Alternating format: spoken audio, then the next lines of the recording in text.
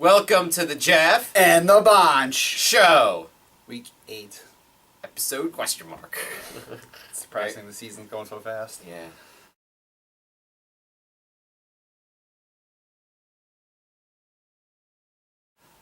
Okay, so Bonch, why don't we start by you telling us what jersey you're wearing? Because when I first saw it, I thought number 4 on the Steelers. Who is that?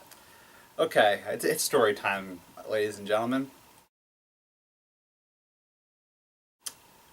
Back in 2005, there was a quarterback at the University of Bowling Green named Omar Jacobs.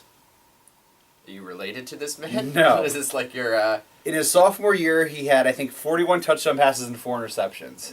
He had this really strong arm. He was mobile. And I thought this guy was going to be the next great quarterback. Because this is at the time where Matt quarterbacks like Chad Pennington, Byron Leftwich... How you really like Tarvaris Jackson? Nah, this is different. Oh. Ben Roethlisberger, Byron Leftwich. This is when Matt quarterbacks were like just coming into the league in his first round picks. And I thought this guy, Omar Jacobs, was going to be the next superstar. I was so convinced of this that even though he was a 5th round pick and he came out a year early when he should have stayed his senior year, I bought his jersey. The Steelers drafted in the 5th round. Did you have to make the jersey? Or? Yeah, I had to custom make the jersey. Custom make his jersey. I was so convinced that this guy was going to be a star. And of course, he got cut in training camp. Oh no, where is he now? Probably watching this. Probably watching this. Oh no. Yeah, he didn't even make it out of training camp. He got cut on a couple practice squads. Then he went to like the American Indoor Football Association. He didn't make it like so that. Where is he now?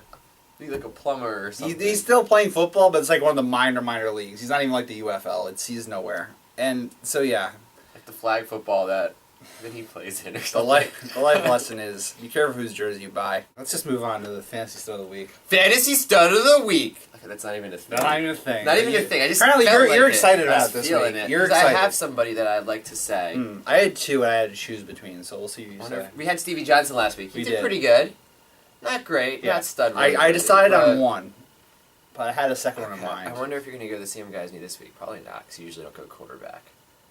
My second guy was a quarterback. I'm going Ben Roethlisberger. Yeah, it was the guy. Is it really? Well, I was choosing between 2 guys. My guy and Ben Roethlisberger was the other one. Great minds. So I've been very close. Great minds. Yeah, you can say it's your guy because it's pretty simple. Because what it is you got to look at the matchups. The Redskins defense. Awful. What are they? 30. They might have the worst passing defense terrible. in the NFL. They're very injury ridden, so it's not totally their fault. It's like they're awful. But they're bad. Especially against a team like the Steelers when he's throwing the long ball. I think Ben Roethlisberger is underappreciated when it comes to real-life quarterbacking and also as a fantasy quarterback because he's usually pretty solid. He's usually pretty solid, but this week's going to be a monster. Yeah, it's going to be a big week. 3 TDs. 300 yards, 2 or 3 touchdowns. He's having a monster week. I totally agree. Again, Okay, so who was your other guy that you picked? I know, a guy that, you can't say stud players, but this guy hasn't been a stud player. How about Darren McFadden? Oh, he is probably one of the biggest busts of the year so far in fantasy. This was a guy, other than the top tier of running backs, it was of the second tier, this was the guy you wanted, middle or late first round. And he has been god-awful. Like the new zone blocking scheme they have running, the new head coach, he's been bad.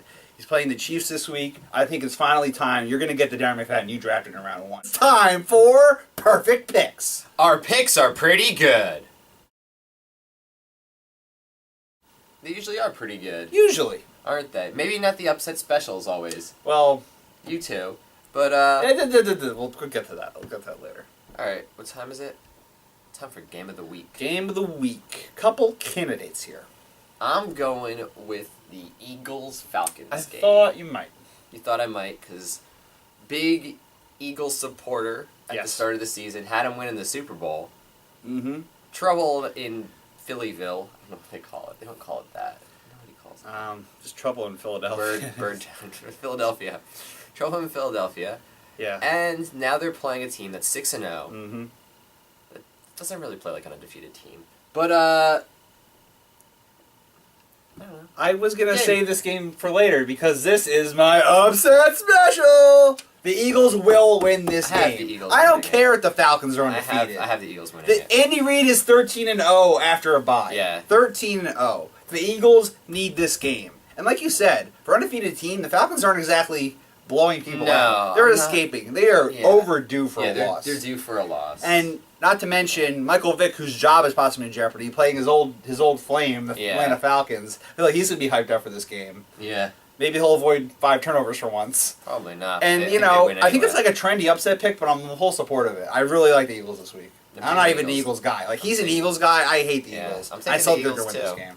It's your game of the week. Okay. No, it's not the same. I'm going to go Sunday Football. The Saints and the Broncos.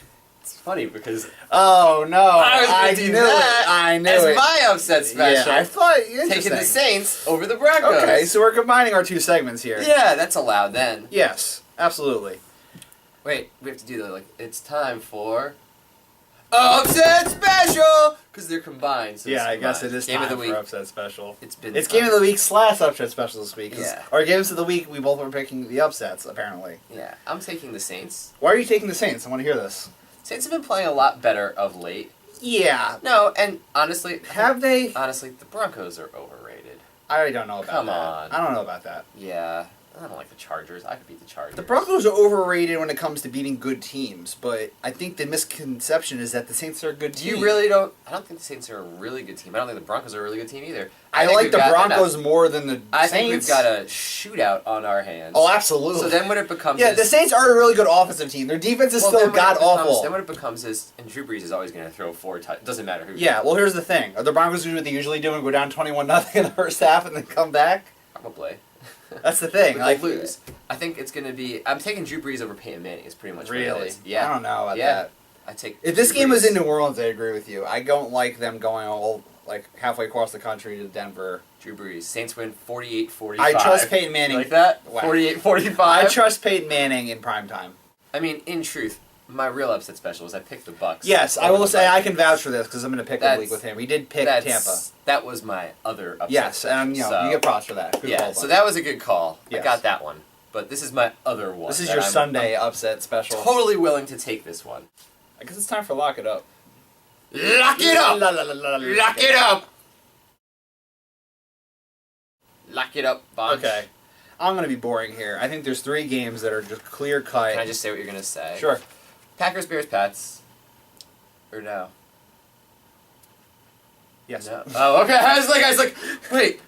Oh my God, I was wrong. Like, what's he gonna say? Yeah, I was trying to roll up some drama, but there's no drama there. Yeah. Poor London. I hate the London game. Can we talk about that? So I hate going. Yeah, I hate it too. Teams have to go across the freaking Atlantic Ocean. Like you can't. What I always like is London always gets an awful game. Terrible. And the truth is, before this season, if you would have said, "Hey Jeff, you think Pats Rams is going to be a good game?" I said, "No." They go, "Oh, we'll give that one to London. Enjoy London." Oh, and then Roger Goodell's like, "Football is really spreading across the world. People love it there." No. Yeah. It's like, what are you talking about? They'd rather watch a soccer game. Yeah, it's 35-10 Pats. They're going to really enjoy that.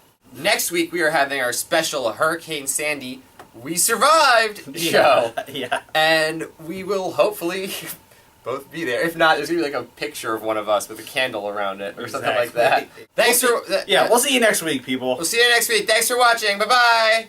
Shalom.